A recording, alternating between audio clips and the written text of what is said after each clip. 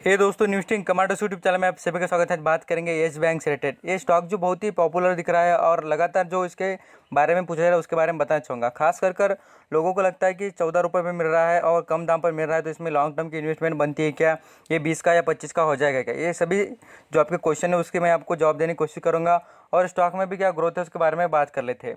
चलिए अब यहाँ पर आपको सबसे पहले मैं आपको इस कंपनी की कुछ डिटेल दिखाना चाहूँगा। यहाँ पर देखिए विकिपीडिया पर आपको बताना चाहूँगा, yes bank is a Indian private bank, private sector की बैंक है। इसका हेडक्वार्टर मुंबई में है।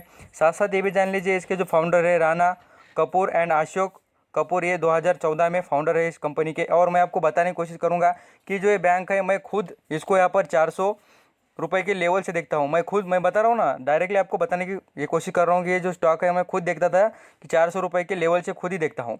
खास करके देखिए जो इतना प्राइस कम होने का उसके रीज़न भी बात कर रहे थे और साथ साथ आपको ये कोशिश भी करूँगा कि यहाँ पर मैनेजमेंट किस तरीके का इस कंपनी का।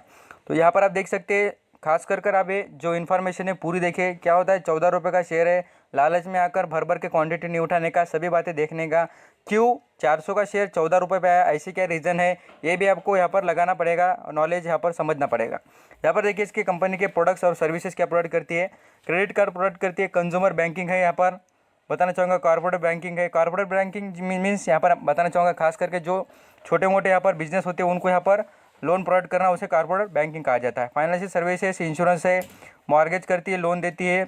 यहाँ पर आपको बताना चाहूँगा प्राइवेट बैंकिंग करती है, वेल्थ मैनेजमेंट एंड इन्वेस्टमेंट भी करती है। अभी जो इसके सर्विसेज और यहाँ पर इसके हम बताना चाहेंगे तो जो इसका बिजनेस है वो आप यहाँ पर देख चुके हैं।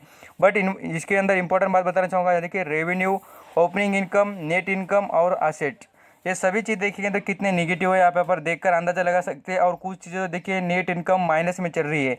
ये बातें आपको ज़रूर अंडरस्टैंडिंग करनी चाहिए और मुझे भी लगता है कि आप यहाँ पर ये सब बातें समझनी चाहिए। खास करके देखिए यहाँ पर आप देखेंगे तो इसकी ओनरशिप किसके पास है, state bank of India means यहाँ पर हम SBI कहेंगे तो उनके पास यहाँ पर पूरी तरीके से ओनरशिप है। देखिए उनके पास 30% का स्टेक अवेलेबल है। इसे ये समझ में आता है कि ज़्यादातर मेजर शेयर होल्डर कौन है उसमें, तो SBI बैंक है। SBI बैंक येस बैंक में मेजर होल्डर है। चलिए जाते हैं एक लेवल पर कुछ बात करते हैं इस कंपनी से रिलेटेड। आपको यहाँ पर बताने की कोशिश करूँगा कि इस कंपनी के जो प्रमोटर है उनके हाथ में इस कंपनी का कुछ भी नहीं है।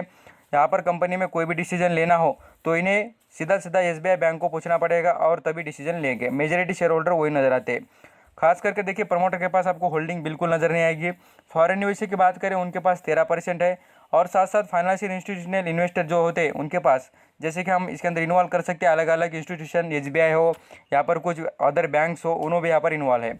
और देखिए इंश्योरेंस कॉर्पोरेशन, आपको यहाँ पर बताना चाहूँगा, कुछ यहाँ पर बैंक डूबती है तो उनको यहाँ पर कुछ सपोर्ट कर गवर्नमेंट अच्छे खासे इन्वेस्टर को कहती है कि यहाँ पर इनमें इन्वेस्ट कीजिए ज़रूर। क्यों, उसके पीछे की रीज़न देखिए। आप यहाँ पर इंश्योरेंस कॉर्पोरेशन देखेंगे तो इंडिया में कुछ गवर्नमेंट के भी है, तो यहाँ पर ज़्यादातर फोकस किया जा रहा है कि इस बैंक को डूबना नहीं चाहिए, इसको कभी ना कभी उभरना चाहिए। क्योंकि आप यहाँ पर डूबना नहीं है, इसके पीछे के रीज़न आपको बताने की कोशिश करूँगा।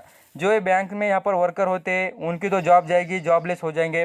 साथ साथ जो अच्छा खासा बिजनेस चल रहा है उसको यहाँ पर रन करना चाहिए और उसमें अंदर डेवलपमेंट कर इसको पटरी पर लाना चाहिए, ऐसी कोशिश गवर्नमेंट की रहती है। बैंक कभी भी बंद नहीं गिरेगी, इसके आपको तगड़ा रीज़न ही बताने की कोशिश कर रहा हूँ।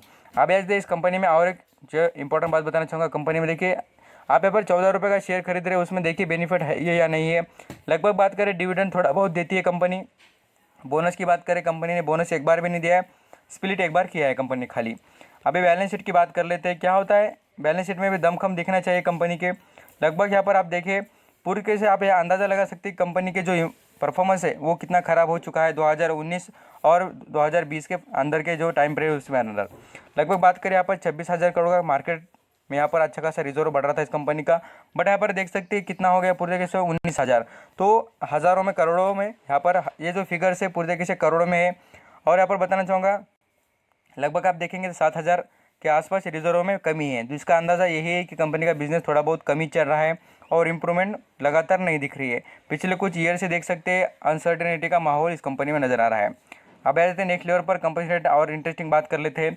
आपको बताने की कोशिश करूंगा जो आज की ब्रेकिंग न्यूज़ है। देखिए येस बैंक से उन्होंने क्या कहा है, आप यहाँ पर देख सकते हैं। SBI से no major plan with the, आपको बताना चाहूँगा मर्ज क्या, सॉरी यहाँ पर आपको बताना चाहूँगा merge plan with the SBI, repay the यहाँ पर 50,000 crore to the RBI। Means ये जो सबसे बड़ी बात है आपको बताने की कोशिश, मैंने आपको पहले बताया था कि 30% का जो स्टेक है SBI means state bank of India के पास था जो येस बैंक का, तो यहाँ पर वो मर्ज नहीं हो गए, उनमें इन्वॉल्व नहीं हो गए, क्या करेंगे तो उनका जो यहाँ पर पेमेंट की अमाउंट थी वो पूरी तरीके से पेड करेंगे और वो डायरेक्टली आरबीआई को दे देंगे और वो सेपरेटली रहेंगे।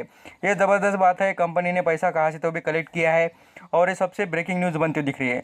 और आज इसका आप यहाँ पर लगातार 3% से ये शेयर की ग्रोथ भी हो चुकी है। और यहाँ पर सुनील मेहता ने, यहाँ पर जो चेयरमैन है, उन्होंने कहा भी है बैंक के, तो आप यहाँ पर देख सकते हैं प्लानिंग भी की है उन्होंने, ज़बरदस्त बात कही है और ये बेनिफिशियल है। आप यहाँ पर देख सकते हैं September 10 said has the fully repaid reserve bank of India the entire 50,000 crore of the special liquidity facility it's available the chairman of the bank, उन्होंने कहा है सुनील मेहता ने कॉन्फ्रेंस कर यहाँ पर बता दिया है। पूरी तरीके से एनुअल जनरल मीटिंग में भी आप कुछ बात करेंगे शेयर होल्डर से और ये पूरी तरीके से क्लियर कर देंगे। ज़बरदस्त बात है। अभी आ जाते हैं नेक्स्ट लेवल पर, स्टॉक में क्या दम दिखता है क्या उसके बारे में। सबसे मेजर बात और सबसे बड़ा क्वेश्चन सभी के लिए, ये स्टॉक में आपने इन्वेस्ट करना चाहिए क्या। मैं आपको एक बात बताने की कोशिश करूँगा भाई, आपके पास पैसा ज़्यादा हो, बहुत ज़्यादा हो, तो इसमें आप यहाँ पर थोड़ा बहुत पैसा लगा के देखिए। बट मैं आपको कहूँगा आपके पास, आप यहाँ पर छोटे इन्वेस्टर है, तो मैं आपको कहूँगा कि लार्ज कैप जो सेफ्टी वाले स्टॉक होते हैं उनके साथ जाना। जिनके पास पैसा भरपूर हो तो यहाँ दूसरे स्टॉक के साथ जा सकते हैं, रिस्क ले सकते हैं। बट इस स्टॉक में उतनी कुछ यहाँ पर मुझे ग्रोथ नहीं नजर आती। मुझे लगता भी है कि स्टॉक में अनसर्टेनिटी का माहौल रहेगा ये और इम्प्रूव ज़रूर नहीं करेगा, उतना कुछ खास नहीं है। आप यहाँ पर बैंक ही आपको सेलेक्ट करना है, तो मैं आपको सुबह में बता दिया था, आप यहाँ पर वीडियो देख लीजिए, आपको मैंने प्रोवाइड भी किया था ICICI बैंक से रिलेटेड भी, और साथ साथ बताता भी हूँ कि HDFC बैंक ये ज़बरदस्त बैंक है, उनको कोई चैलेंज नहीं है, उनमें आप यहाँ पर आँख बंद करके भी पैसा लगा सकते हैं। यहाँ पर देखिए येस बैंक से रिलेटेड उतना कुछ क्लियर नहीं है डाटा भी, और जो अलग अलग यहाँ पर परफॉर्मेंस देखिए इसका चेंज होते हुए दिख रहा है। कुछ न्यूज़ बेसिस पर स्टॉक में तेज़ी दिख रही है। लगभग 5 दिन का परफॉर्मेंस देखिए, स्टॉक कहाँ पर चल रहा था, 13 रुपये पर आ गया, फिर 14 पर। ये जो इसका परफॉर्मेंस है आप यहाँ पर देख लीजिए, जो आपको चार्ट पैटर्न दिख रहा है 16 रुपये का चार्ट पैटर्न, ये महीने भर से यही बॉक्स में चलता हुआ दिख रहा है। आप यहाँ पर थोड़ा ऑब्जर्व कीजिए, आपको ज़रूर पता चल जाएगा। और कंपनी का परफॉर्मेंस भी देखिए कैसा है, तो यहाँ पर आप देख सकते हैं 6 महीने का पूरी तरीके से गिरावट लगातार। तो क्या होता है देखिए, तेज़ी का माहौल होता है तब आपको लगेगा कि शेयर दौड़ेगा, तो आप यहाँ पर इन्वेस्ट करेंगे, बाद में से लोअर सर्किट लग जाए तो फिर बेच नहीं पाएंगे, ऐसा होता है। देख सकते हैं यहाँ पर लगभग बात करें स्टॉक में, तो पूरी तरीके से यहाँ पर आप देखिए 1 साल का परफॉर्मेंस आपको निगेटिव दिखेगा। इसके पीछे के रीज़न भी जान सकते हैं कि जो यहाँ पर कंपनी पर बर्डन जो लोन प्रोवाइड करने का, जो इन्होंने यहाँ पर इतने सारे इनको लोन डुबा कर जा चुके हैं लोग, तो यही सबसे ज़्यादा इस कंपनी पर बर्डन बनता दिख रहा। 5 साल का परफॉर्मेंस देखिए कहाँ पर चलता था स्टॉक, और अनसर्टेनिटी का माहौल खुद देख सकते हैं। नो डाउट आपको बताने की ज़रूरत नहीं कि ये जो सभी बातें आप देखकर पूरी तरीके से अंडरस्टैंडिंग कर सकते हैं। थैंक यू सो मच आपका कीमती वक्त देकर सभी इन्फॉर्मेशन सुनने के लिए।